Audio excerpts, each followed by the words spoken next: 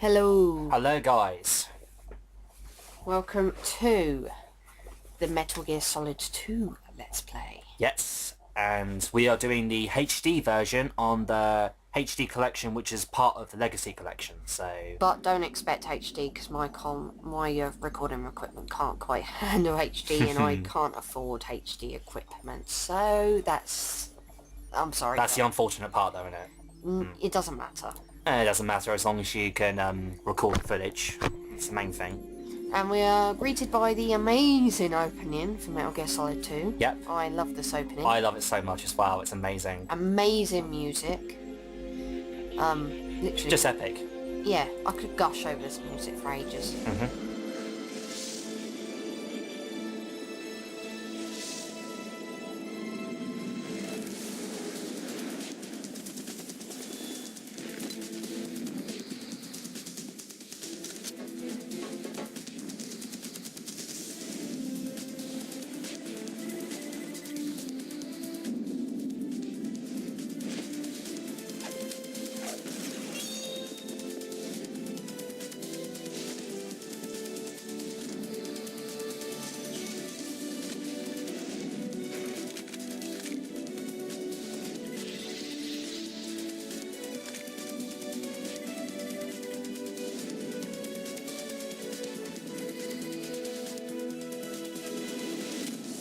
So, Not much to talk about, is there really, is there? no, This intro pretty much speaks for itself, doesn't it? you just look at this intro and it's gobsmacking, it's beautiful, it's epic, it's entertaining, everything. Yeah, it's it makes you want to play the game. It's just, that's the epic long thing. and the short of it. That's what Metal Gear Solid games are well known for, is their intros. Do we see a lot of instances where things happen that I don't think happened in the actual game? Like, there was initially supposed to be this gameplay sequence where Snake is chased by water, and it didn't actually happen in the game. Yeah, do you know why? Because Why? Hideo Kojima himself, what he said, is that he said the game wasn't that fun. He said the idea of it wasn't that fun, so he had to sacrifice its gameplay, so hence why he took it away. So and plus the basically, PlayStation 2's limitations couldn't pull it off, so that's why... That was shown in the trailer, but when you play the game it doesn't happen. It's also shown in a cutscene later on. That's because of the PlayStation 2's limitations, hence why they put it in there in the first place. Instead of a gameplay, they decided to put it in a cutscene instead. Yeah.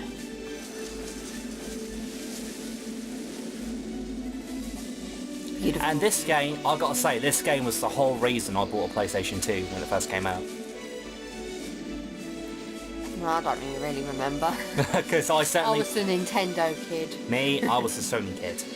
So yeah. It's kind of still the case now, isn't it? Yeah. I'm more of a Nintendo. I've always been more of a Sony... I've always been a Sony guy though. Yeah.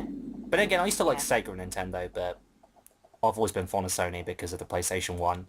Because the PS1 is my favourite console, so... Yeah. Anyway, so this is Metal Gear Solid 2, Sons of Liberty, HD edition. And here it is where, and this is also the subsistence version, which gives you the missions, Snake Tails, and the transferring. okay. And the transferring. What you can do is that, you know the PlayStation Vita of Metal Gear Solid 2 and Metal Gear Solid 3 HD? You can transfer your save data from the PS3 to the PSP Vita. You can't do this on the 360 version, you can only do this on the PS3 one. Okay. Right, so let's start a new game. I'm obviously going to do Tanker Plant. Yep. Well, obviously. And I'm going to be playing on normal. Yeah. Then again, I'm really good at this game, I can actually do it on hard mode though. The game's not that tough on normal. Nah. But I'll still play it on normal anyway. So this is where you got to choose radar off, or type 2 and type 1. The only difference between these two is that type 1 is that you can see, you know when you crawl for the ventilation shafts, you can actually see the radar. In type 2 you can't see it, so that's the only difference. So I would say, why would you ever choose type 2? Type 1 is the one we... unless you want to be hardcore. Actually, the question is, why would you want to choose radar off? Unless you want to be really hardcore. I suppose you could have the radar off if you wanted, like, a big significant challenge, you not knowing where the enemies are. That kind of makes it more... Yeah, it makes more sense. Tense and frightening. But I just don't see the point in radar type 2. I mean, I suppose, yes, you can argue the same thing, it adds tenseness. But it's like, you might as well have the radar off then. Yeah, you may as well just have the radar off. Yeah. But that's just how I feel about it. I know that some people are going to disagree with that. Yeah. Now this one, I've got to say, Metal Gear Solid 2 is actually quite controversial to the Metal Gear franchise though. A lot of people seem to say that this is their least favourite, and they don't seem to like it. Because of, A certain character. yes, and that character is well known as Raiden, as we're about to, see in the plant episode, not the Yep. tanker. No, Because not this tanker. game, because this game is divided into two sections. There's the tanker episode, and then there's the plant episode. At the moment, we're doing the tanker episode, which is when you get to play as Snake, and then when you play the plant episode, that's when you play as Raiden. Yeah. And a lot of people actually I don't think they quite liked the fact that the control was kind of taken away from Snake. You were taking control of Raiden instead. This newbie, this new character that seemed quite overly emotional. And most people say he's like a prissy girl in that. I don't necessarily believe that's the case. I mean, I think it's his first actual proper mission, isn't it? Yeah, when you exactly. think about it. He's new to it. The whole thing is real. There's a sense of danger in VR, but obviously his life's not really at threat, is it? No, because if he fucks up, he can just keep on trying again and again and again. Exactly. Whereas when he goes to the in real plant, life- yeah. Whereas when he goes to the plant, he's actually risking his life, and if he fucks up on the mission, he's dead. Exactly. So you've got to think about it that way. And also, you got to remember, he's still quite young. He's only in his 20s or so. Yeah, he's a young bloke, and he's genuinely like, this is the first time he's actually been on a real mission. His life's at actual risk, and yeah, I think he's more real as a character because he's, he's behaving like what I think a 20-year-old should going into his first mission. Frightened, a bit unsure, worried about he's going to fuck up and screw everything up. And he's also got his girlfriend chatting him on the radio. Now the thing about that's now, another thing. I've got to say this right now. A lot of people seem to have problems with Raiden. Me personally, I have problems with Rose. Because I find kind of agree. Rose is annoying. Every single time you save your fucking game, she has to keep on going like, oh Jack, you didn't sleep with me and all that stuff, and I'm just like, well, you just shut the fuck up, bitch! Seriously, will you just shut up? And she keeps on going on about how, oh, you haven't got a poster of me in your bedroom and all that stuff. It's just insane. It's absolutely insane. It's just like... Yeah. And I said to myself, and people bitch about Raiden? I know, Raiden's at And Raiden's all like... normal. At least Raiden actually says, enough talk, Rose. We'll talk about this after the mission. Oh, yeah. That makes sense. Talk about this after the mission. At least Rose... Because Rose just keeps on blabbering on about it, whereas with, Jack, he has the decency to say, no, stop talking about it, let's get on with this mission. After the mission, yeah. Yeah. Or let's get on with the mission. I kind of agree with that. Rose is very, very clingy, and I'm not that fond of her character at all. I just find her really irksome. Definitely. Yeah. And let's face it, she had no place to be in that mission, and that would have just put Raiden off even more. I think, obviously, I'm not going to spoil anything, but the plot obviously kind of made it so obviously, yes, Rose was going to be a part of it, and she was a part of it for a reason, but, she just irked me.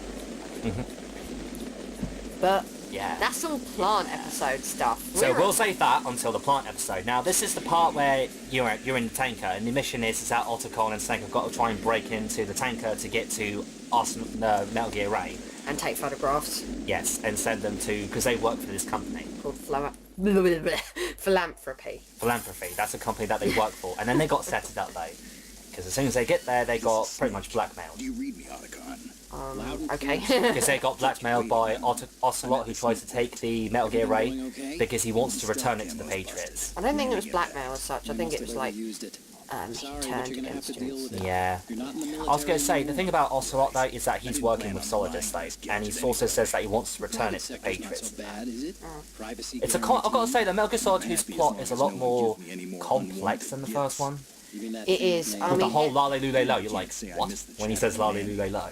And I'm thinking to myself as a kid when I first played it. I'm just thinking of it, like, is it a new song? Is it the song that's going to be going with Axie? I got do push pineapple shake the tree. Lolly loo lay low. Lale Lule Lo, Lale Lule Lo.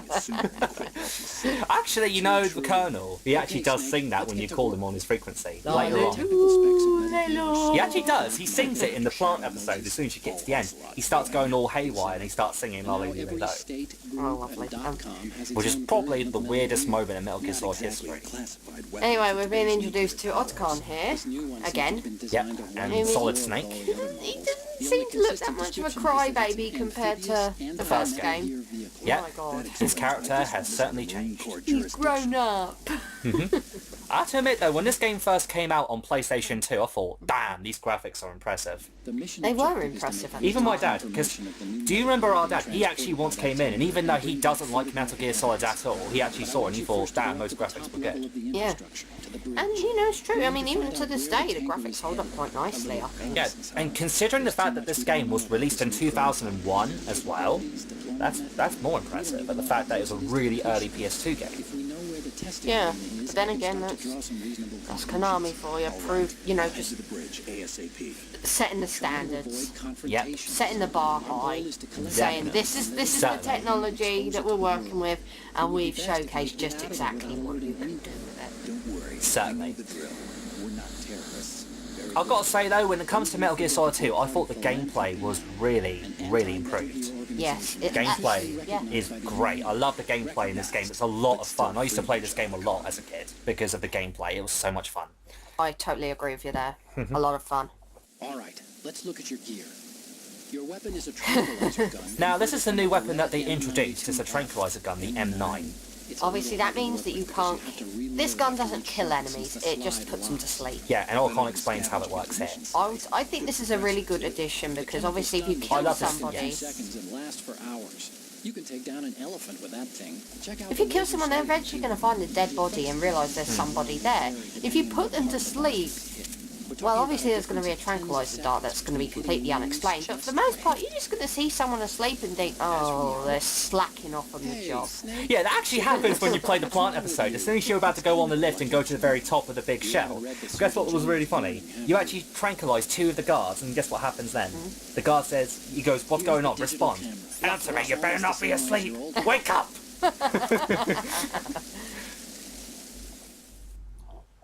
Hilarious. Yeah. There's quite a lot of new gameplay things being Yes. introduced to this game. There's poking around corners, being able to shoot in first-person view modes, being able to hide in lockers, being able to do hang over ledges. There's so much gameplay here. so much new stuff that's been brought into it. Yes, and also I think the controls are more responsive. The AI has been majorly improved over the first game. Like, you notice how the AI actually calls for backup and they actually look around and they actually use their intelligence. Plus, if the AI like notices that the computers, like the characters, the soldiers haven't answered in a while, then they will send backup out to assess and see what the problem is. That's what I love about Metal Gear Solid 2. I mean, it was just really improved in terms of gameplay. Yeah, if you had to look at a sequel, and This is how it should be done, yeah, really.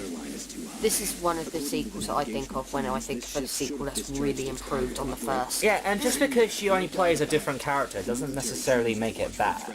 No, not at all. And also, not to mention, when you think about it, you do play as Snake in the Tanker, and if you bought the Substance version, you do play him in the VR missions, you play him in Snake Tales, and you can even play him in that crappy skateboarding game. So you can play as Snake. Crappy skateboard. That was in the... Okay, let me explain. In the original Metal Gear Solid 2 Substance, which came out on PS2, had this skateboarding minigame that wasn't on the HD version. Yes. Let me just say, there's only 2 levels and 2 characters, and let me tell you something, the controls were garbage. The way you jumped around and did stuff. So, I'll probably show that off in an extra video showing you what it's all about, and I can bring the Substance version out, which shows you the skateboarding game. But this is... When we do the extra videos... This doesn't have the skateboarding game No, on it, does it? No. not on the HD version, no. I'm actually more disappointed with MGS3 because they cut a lot of stuff out from the Subsistence version, which is the Snake vs. Monkey game, the Duel mode, and the Secret Theatre. Oh well. And I thought, that could have been the definitive version, how could you?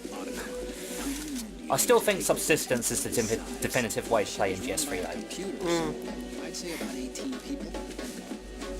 But yeah. AKS 740U.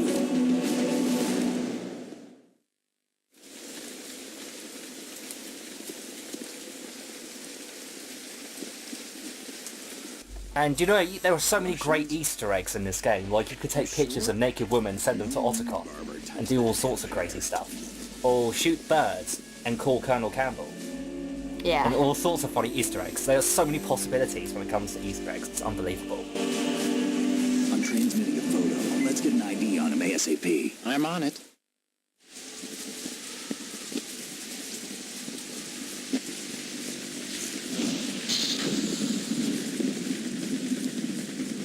Looks like the tanker's theirs now.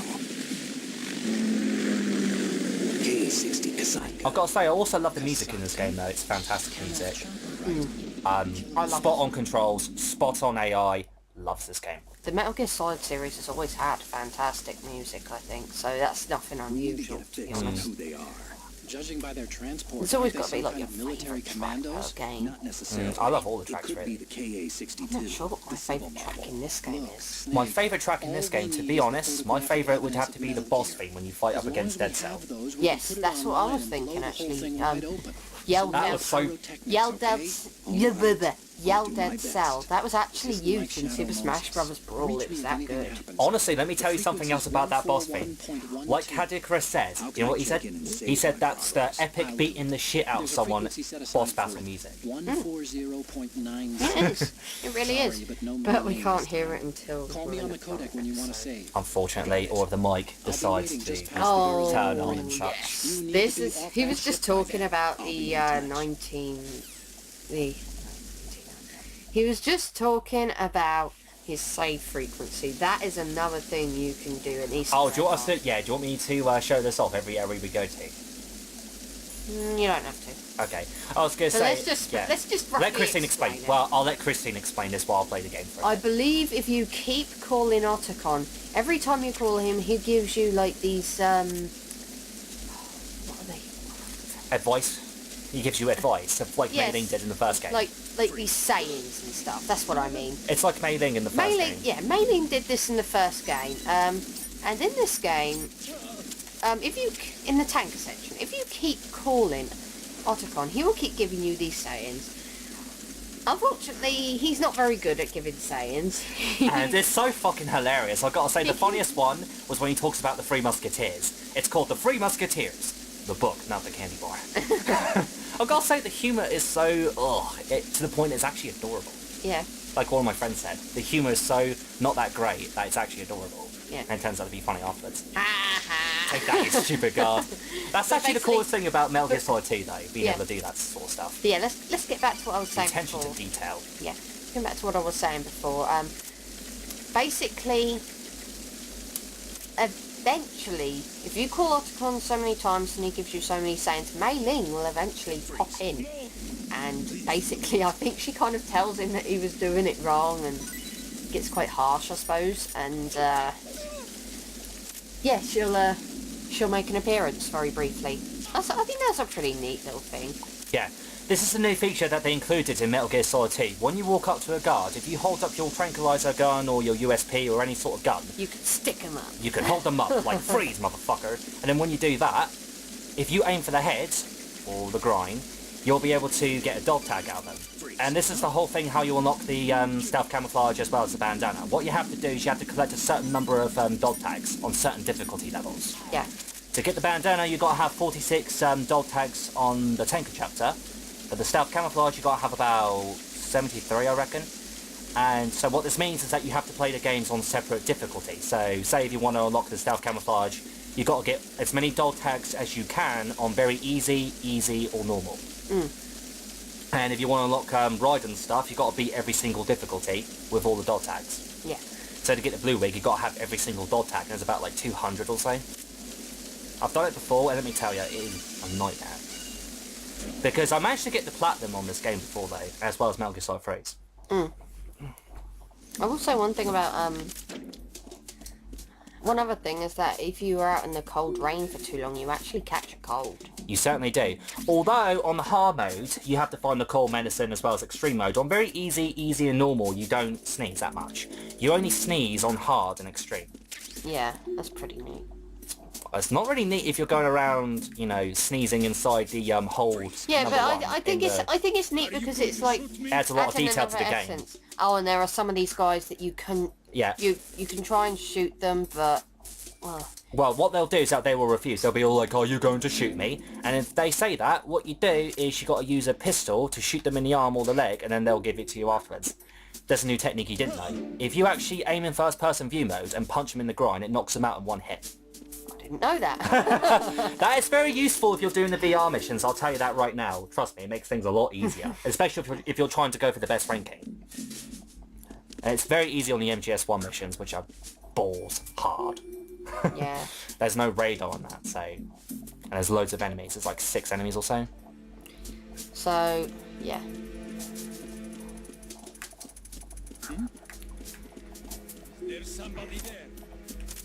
See, they briefly caught a glimpse and now they're following.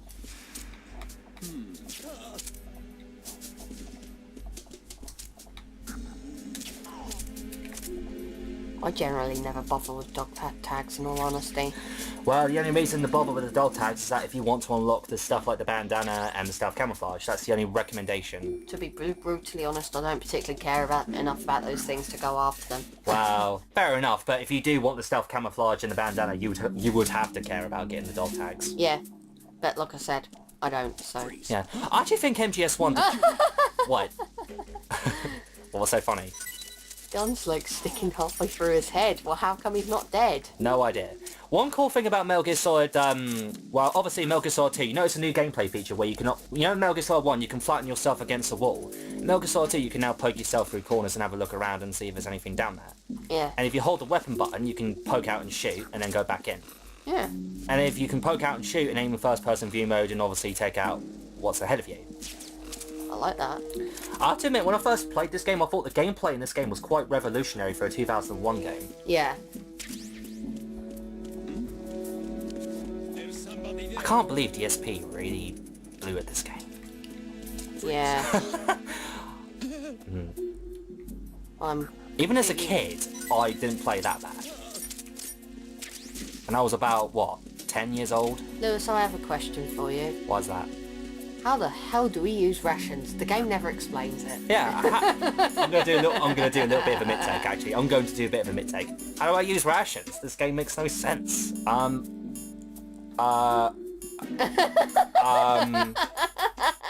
This game is fucking stupid. I'm gonna have to look online, guys. I'll be back in a sec. Okay, back to the game. Right, now, what's also cool about Metal Gear Solid 2, when I said that this game has a lot of detail to it, like the attention to detail of what you can do in the game, if you shoot this fire extinguisher, you'll be able to, like, you know, paralyze enemies if they're around and so forth. And as being able to hide in lockers and being able to, you know, put enemies in lockers, it's just... it's great. It's all great. Yeah.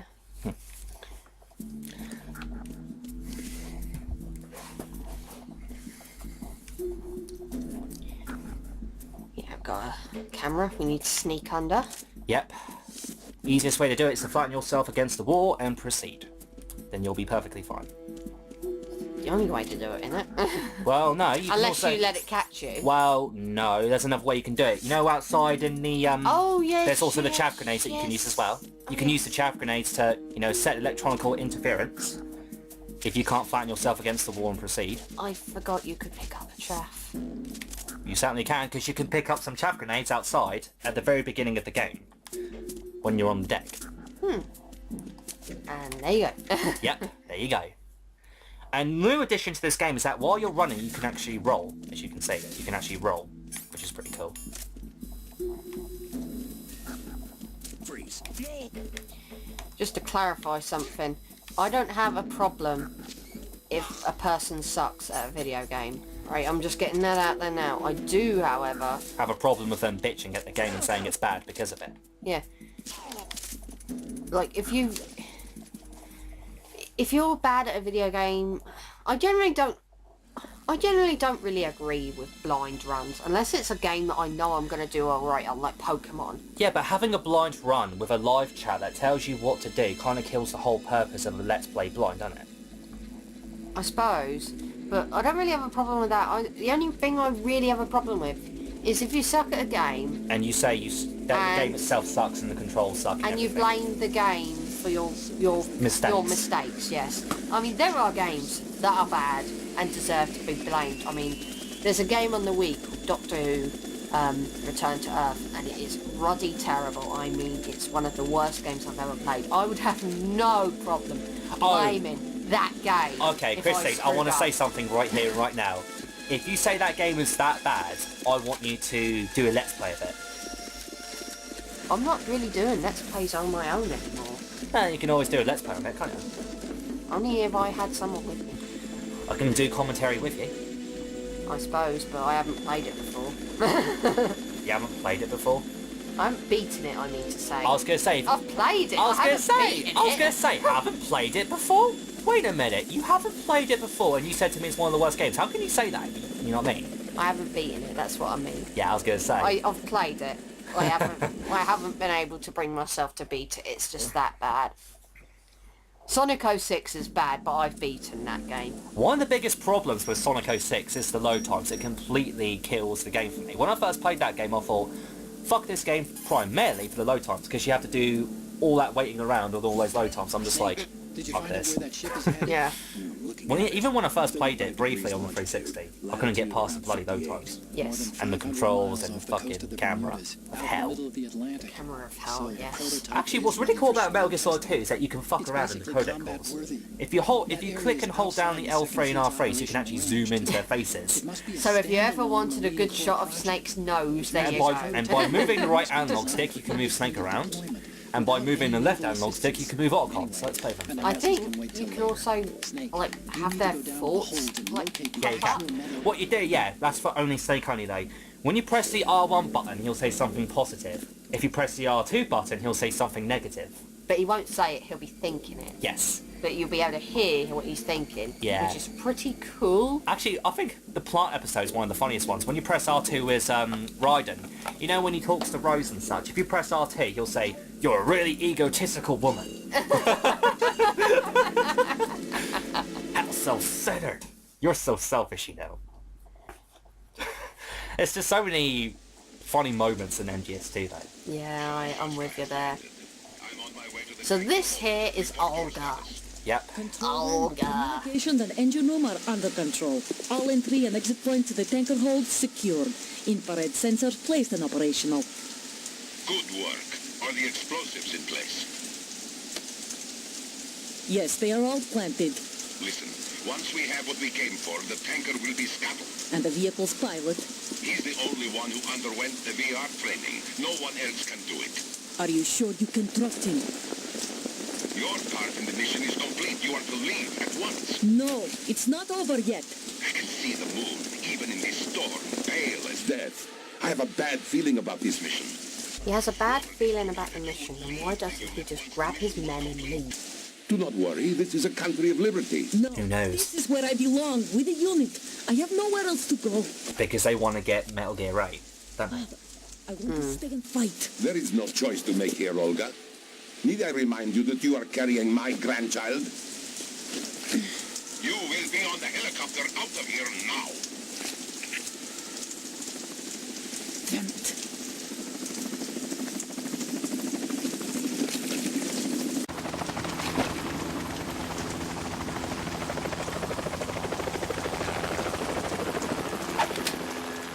Actually, what's really cool about this boss fight, if you play Snake Tales, the Confrontation Legacy, you'll actually fight Meryl Oh, that's cool. in the subsequent mission on the Snake Tales, and you can either kill her or you can tranquilize her. It actually changes the story slightly. Oh, This is coming from a person who played the Substance VR missions and everything, and also played all the spin-offs and everything. So there you go. And you can actually use more than just a handgun and your tranquilizer gun. You can actually use assault rifles, you can use grenades and all sorts. that's pretty nifty. I just find it funny that Snake is willing to attack a pregnant woman. What a arse. Then again, he didn't know though, did he?